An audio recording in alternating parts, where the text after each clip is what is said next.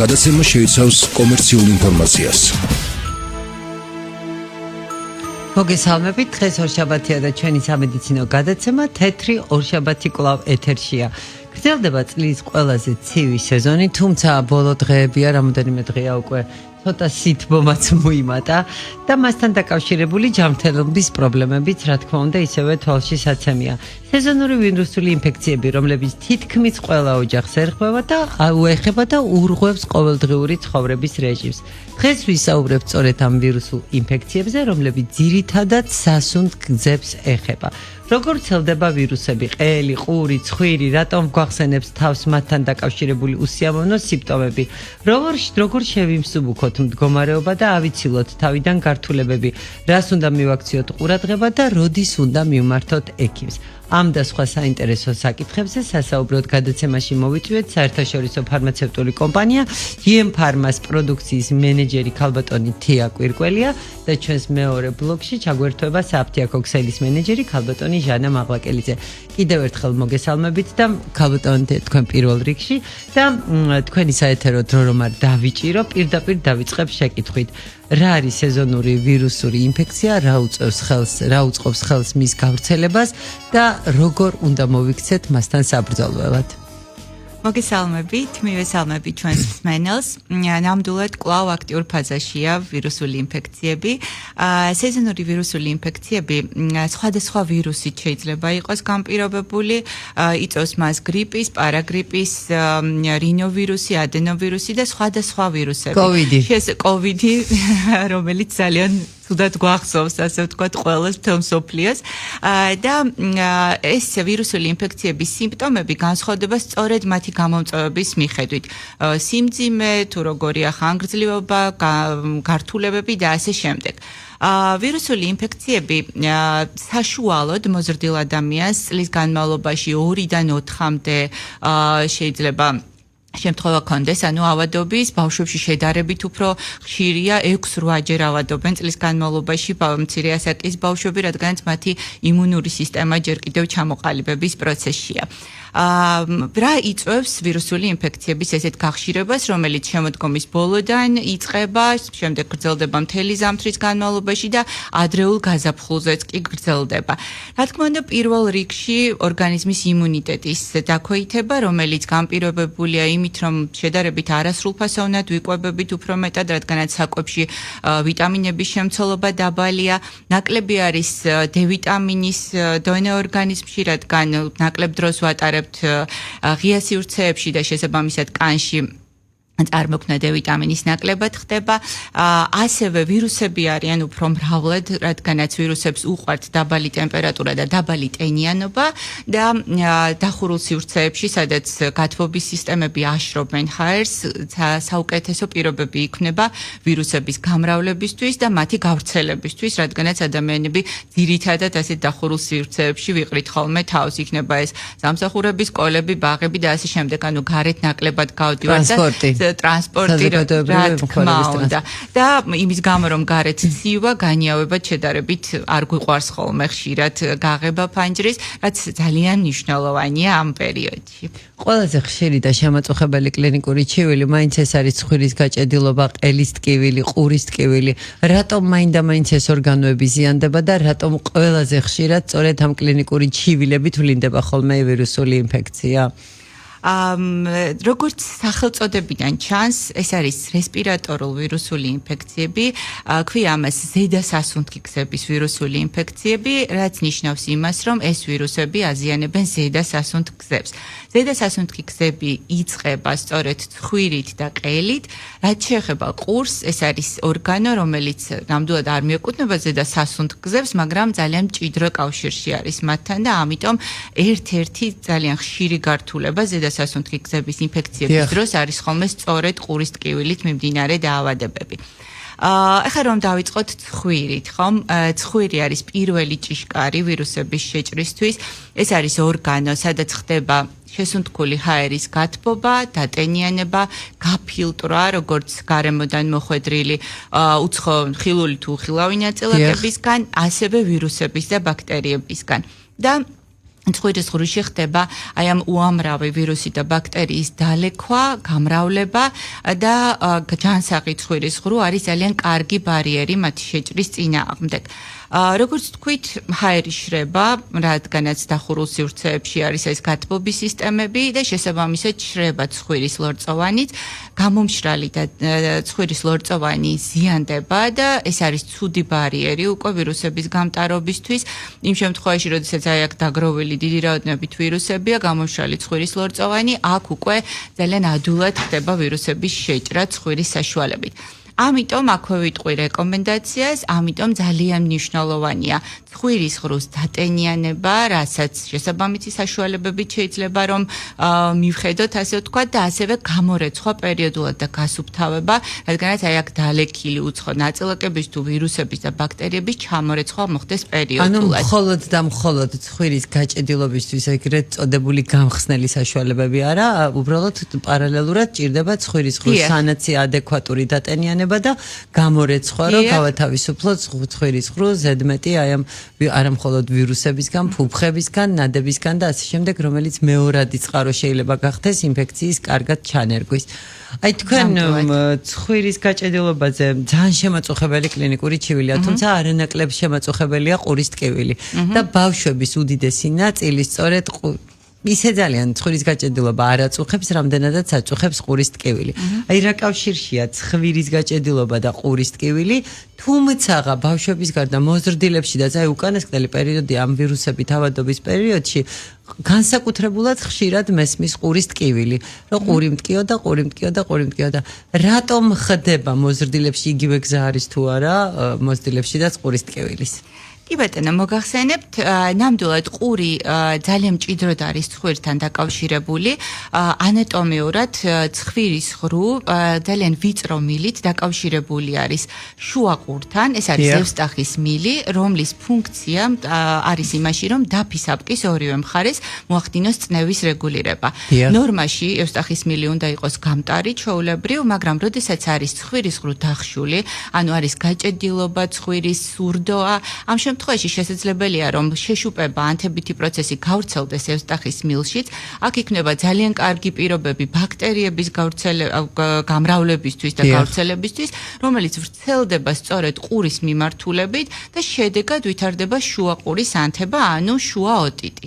ეხლა რაც შეეხება ბავშვების ავადობას, ბავშვებში გაცილებით უფრო ხშირია შუა ოტიტის განვითარება, რადგანაც მათ ახასიათებთ ესეთი ანატომიური თავისებურება, მათი ევსტახის მილი არის უფრო მოკლე და უფრო ჰორიზონტალურად მდებარეობს. შესაბამისად, ძალიან ადვილად ხდება ინფექციის გავრცელება ყურის მიმართულებით და ესეთი საინტერესო სტატისტიკა არსებობს, რომ 4 წლამდე ბავშვების დაახლოებით 80%-ს ერთხელ მაინც აქვს გადატანილი შუა ოტიტი. მოზრდილებშიც, რა თქმა უნდა, მოზრდილების დაზღვეული არ ვართ არავინ შუა ოტიტის განვითარებისთვის, თუმცა შედარებით უფრო იშვიათია ვიდრე ბავშვებში და დამეთანხმებით ერთ-ერთი ძალიან მნიშვნელოვანი სიმპტომი ამ დროს არის ყურის ძლიერი ტკივილი, რომელიც ძალიან შემაწუხებელია როგორც ბავშვებისთვის, ასევე მოზრდილებისთვის. ბავშვებში ამასთან ერთვის კვებაზე უარის თქმა, გაღიზიანებადება, ჯირვეულობა, გადაყლაპვა უჭირთ, ლუკმის გადაყლაპვა უჭირთ, იმიტომ რომ ტკივილი მატულობს ამ დროს და ძალიან შემაწუხებელია. ძალიან შემაწუხებელია ბავშვებისთვის, თუმცა ტკივილი მოზრდილებშიც ძალიან შემაწუხებელია, მაგრამ მოზრდილებში შედარებით უფრო მარტივად შესაძლებელია ამ პრობლემის მოგვარება და კიდევ ერთი, მხოლოდ შუა ოტიტი არ აიწვევს ყურის ტკივილს, მოზრდილებში უფრო მეტად გავრცელებული არის ხოლმე გარეთა ოტიტი ვითარდება გარეთა სასმენ მილში ანთებითი პროცესის განვითარებით. ეს შეიძლება იყოს ტენიანობის მომატების შედეგად ბაქტერიების გამრავლებით, მაგალითად შხაპის მიღების შემდეგ ან აუზის შემდეგ, როდესაც ყურში წყალი ჩამივიდა, ხო, აი ესეთი მომენტი. ამ დროს მართლა ტენიანობა არის მომატებული, როდესაც გამშრალება კარგად ვერ ხდება და აქ ხდება ბაქტერიების გამრავლება. შესაბამისად ვითარდება ანთებითი პროცესი, შეშუპება, ტკივილი და იწვევს ყურის ტკივილს. სხვათა შორის სადიაგნოსტიკო ნიშანი ერთ-ერთი არის, რომ გარეთა ოტიც წინ უძღვის ხოლმე ძალიან ხშირად ყურის ქავილი და ასევე ტრაგუსზე ხელის დაჭერისას, რომელიც არის ყურის წინ შემაღლებული ადგილი, ტკივილი არის მაჩვენებელი ზუსტად ზუსტად ესე უსინჯავენ ხოლმე ყურის ტკივილის დროს ყური ხომ არ ტკივა. ყური ხომ არ ტკივა, კი ბატონო, ეს არის ნიშანი სწორედ ოტიტის და სხვათა შორის მოზრდილებში ნუ მხოლოდ ტენიანობის მომატება არ არის მიზეზი, ძალიან ხშირად არის ხოლმე დაზიანება, გარეთა სასმენი მილის მექანიკური დაზიანება, მაგალითად ყურის გაწმენდის დროს. და კიდევ არასწორი დამოკიდებულება, აი რაღაცა ჰიგიენასა და სიფრთხილეს შორის, ანუ ყურის ძალიან ხშირი გაწმენდა არ არის რეკომენდებული, რადგანაც ყურს აქვს დამცველობითი გოგირდის ფენა, რომელიც ანუ ხშირი მოშორება ამას არ შეიძლება, რადგანაც ეს არის ანტიბაქტერიული მოქმედება აქვს და დამცველობითი მოქმედება, ამიტომ მისი მოშორება თავისთავად ადგილობრივ იმუნიტეტს აქვეითებს და შესაძლებელია რომ მეორადად გახდეს ანუ ბაქტერიული ინფექცია განვითარდეს. ამიტომ უნდა გავაკეთოთ ძალიან ესეთი ზღვარი უნდა გავავლოთ ჰიგიენასა და ხშირ გაწმენდას შორის, რომელიც არ არის რეკომენდებული. ის კლინიკური ჩივილები, რომელი კლინიკური ჩივილების დროსაც შესაძლებელია რომ თვითმკურნალობა ოჯახის პირობებში აღარ იყოს მხოლოდ და მხოლოდ საკმარისი, რა თქმა უნდა, ძალიან ესეთი მნიშვნელოვანია, იმიტომ რომ პაციენტების უმრავლესი ნაწილი ხშირად ცდილობს თავის თვითონ მოვლას. იყენებს ათასნაირ ყურის წვეთებს, იყენებს ცხვირის გამხსნელ საშუალებებს, გაჭედილობის მოსახსნელს, იყენებენ ანტიჰისტამინებს, მიმართავენ თვითნებურ ანტიბაქტერიულ თერაპიას. რა თქმა უნდა, ბავშვებზე ეს ნაკლებად ვრცელდება, იმიტომ რომ ბავშვის მაინც ყველას დედას ეშინია და შედარებით უფრო ხშირად ხვდებიან ხოლმე ექიმთან. არსებობს რაღაც გარკვეული კლინიკური ჩივილი, მაგალითად გამონადენი ყურიდან, ცხელება და ასე შემდეგ, რომელიც უკვე აღარ ჯდება მხოლოდ და მხოლოდ სახლში მოვლის პირობებში. და ესეთი ადამიანები აუცილებელია რომ მივიდნენ ექიმთან სპეციალისტთან, რომელიც დამატებითი კვლევების საფუძველზე მათ დამატებით დანიშნულებას მიცემს. აი რა არის ის კლინიკური ჩივილები და თვალმისაქცევი გამოვლინებები, რომლის დროსაც აუცილებლად უნდა მიმართოთ ექიმს? დიახ, ნამდვილად უმრავლეს შემთხვევაში ვირუსული ინფექციები, სასუნთქი გზების ვირუსული ინფექციები სტაციონარში ვიზიტს არ საჭიროებს, ექიმთან ვიზიტს, რადგანაც არის მხოლოდ შემაწუხებელი სიმპტომები, აქ ხდება სიმპტომური მკურნალობა, რასაც ადამიანი თვითონვე შეძლებს საბინის პირობებში. მთავარი არის, რომ ყველამ ვიცით დიდი რაოდენობით სითხეების მიღება, გართულებებისგან თავის არიდება, რომ თავი ან დამზოგველი რეჟიმი არ გადავცივდეთ ამ პერიოდში და სიმპტომური საშუალებები, მაგალითად სურდოს დროს ცხვირის გამხსნელი საშუალებები და ცხვირის გაჭედვის დროს, ყელის ტკივილის დროს, რომელიც სხვადასხვა ინტენსივობის შეიძლება იყოს, ადგილობრივი ანტისეპტიკური საშუალებები, ტკივილგამაყუჩებელი ადგილობრივი საშუალებები, მაგრამ არამც და არამც ანტიბიოტიკი ვთქვათ ექიმის დანიშნულების გარეშე და ყურის ტკივილის დროსაც შესაძლებელია რომ ადგილობრივი საშუალებები არსებობს, ჩასაწვეთებელი საშუალებები, რომლებიც ვთქვათ ადგილობრივად გართულების პროფილაქტიკას ახდენს და ტკივილის კუპირებასაც და ანთების კუპირებასაც. მაგრამ არის ისეთი სიმპტომები, რაც აუცილებლად უნდა გავითვალისწინოთ, რომ აუცილებლად მივმართოთ ექიმს ამ დროს.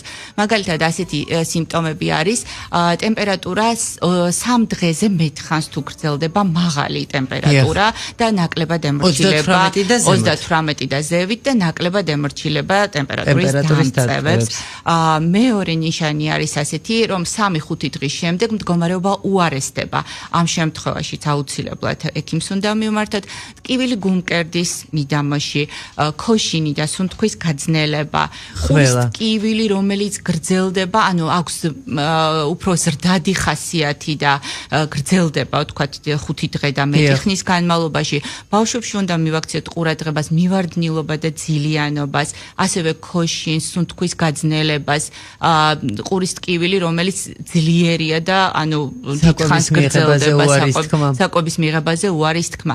ეს არის ყველა ეს სიმპტომები, რომ რა თქმა უნდა აუცილებლად უნდა მივმართოთ ექიმს. განსაკუთრებით ის ბავშვები, რომლებსაც ისედაც ჰქონდათ ყურის პრობლემები ანამნეზში, მაშინ შეიძლება გაცილებით უფრო ადრეც გახდნენ ექიმთან მიმართვის კონტინგენტი, იმიტომ რომ დავუშვათ ძალიან ხშირად შემხვედრია, როდესაც ბავშვს აქვს სხვადასხვა манипуляცია დაფის აპგზე ჩატარებული იგივე შუა ყურის ანთების და გამო, ასეთ ბავშვებში მაშინ როდესაც ცხელება შეიძლება 5 დღესაც არ დაველოდოთ და გაცილებით უფრო ადრე მივიყვანოთ ექიმთან, რომ გამოვრიცხოთ იქ რქჩირქიანი გამონატენი და ასე შემდეგ და ეხლა პრინციპში ჩვენ ვისაუბრეთ ყველა იმ მნიშვნელოვან საკითხზე, რაც მინდოდა რომ დღეს ჩვენი მსმენელისთვის გაგვეცნო. აი შემაჯამებლად რომ თქვათ რას ურჩევდით ვირუსული ინფექციების სეზონზე დედებს შვილებთან მოვლასთან დაკავშირებით აი ვირუსული ინფექციების თავადობის პერიოდში. ვირუსული ინფექციები თავადობის პერიოდში პირველ რიგში პროფილაქტიკური ღონისძიებები იმისთვის, რომ დავიცვათ ბავშვები ვირუსული ინფექციებისგან. მაქსიმალურად, ვთქვათ, ვუთხრათ მათ, რა თქმა უნდა, ბავშვებისთვის ძალიან რთულია ეს ჰიგიენური პროცედურების დაცვა, ხელების ხშირი დაბანა, ვთქვათ, პირბადის ტარება მაშინ, როდესაც მათი გვერდზე მყოფები ბავშვები არიან ავად ამ შემთხვევაში. ძალიან რთულია ნამდვილად, მაგრამ ერთ-ერთი საშუალება უებარი, ასე ვთქვათ, რომ ვთქვათ დავიცვათ ბავშვები და ასევე ბავშვების ცხვირის ღრუს მოვლისთვის და იმისთვის, რომ პროფილაქტიკა მოვახდინოთ ვირუსების, არის ძალიან კარგი საშუალება ნიამარინი პანთენოლი, რომელსაც გავუწევდი რეკომენდაციას, არის სრულიად უსაფრთხო, ინიშნება 0 წლის ასაკიდან და მის შემადგენლობაში შედის პანთენოლი, რომელიც ატენიანებს და აღადგენს ცხვირის ლორწოვანს, ასევე წარმოქმნის დამცავ ბარიერს და ხელს უშლის ვირუსების შეჭრას და შედის ზღვის მარილის იზოტონური ხსნარი, რომელიც გამორეცხავს ცხვირის ღრუს და აი ამ დაგროვილი, როგორც ვთქვი, ვირუსებისგან და დაგროვილი ნაწილაკებისგან და შექმნის ფიზიოლოგიურ გარემოს იმისთვის, რომ არ გამრავლდეს ვირუსები და არ მოხდეს მათი შეჭრა. ანუ ეს შეგვიძლია გამოვიყენოთ ბავშვებში, მაშინაც კი, როდესაც ისინი არ ავადობენ, სკოლაში, ბაღში წასვლის წინ ცხვირის ღრუს გამორეცხვა და უკან დაბრუნების მომენტშიდაც, რომელიც გარკვეულწილად დაიცავს მათ ლორწოვანს ვირუსების ჩანერგვისაგან და შემდგომში იქ გავრცელებისგან. ძალიან დიდი მადლობა, ძალიან საინტერესო იყო თქვენთან საუბარი. ჩვენი პირველი ნაწილი დასასრულს მიუახლოვ და სულ რამოდენიმე წუთში აუცილებლად დავბრუნდები პირდაპირ ეთერში, ასევე ძალიან საინტერესო სტუმრით. მადლობთ ქალბატონთე, დიდი მადლობა რომ ბრძანდით.